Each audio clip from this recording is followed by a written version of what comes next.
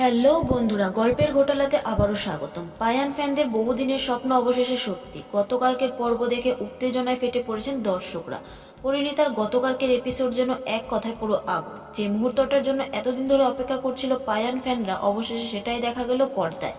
ঝড় বৃষ্টির রাতে একেবারে অন্যরকম রোমান্টিক আবহে ধরা দিল রায়ান এবং পারুল। ঘটনা শুরু হয় যখন পারুল এবং রায়ানকে নেশা করানো হয়, আর সেই নেশার ঘোরেই ধীরে ধীরে একে অপরের আরো কাছে চলে আসে রায়ান আর পারুল।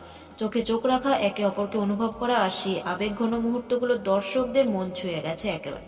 সোশ্যাল মিডিয়াতে এখন শুধু পায়ানদেরই আলোচনা চলছে। কেউ বলছেন অবশেষে আমাদের অপেক্ষার ফল মিলল, আবার কেউ বলছেন এটাই ছিল পরিণীতার সেরা রোমান্টিক একটা এপিসোড।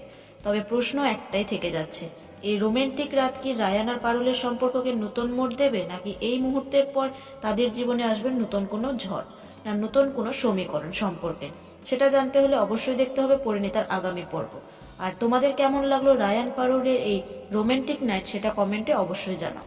আর টলিপাড়ার এমন সব গরমাগরম ঘোটালা সবার আগে জানতে গেলে সাবস্ক্রাইব করো গল্পের ঘোটালা। আর ভিডিওটি ভালো লাগলে লাইক, শেয়ার আর সাবস্ক্রাইব করে দিও। আর দেখা হবে পরের ভিডিওতে। আজকের জন্য তাই বাই।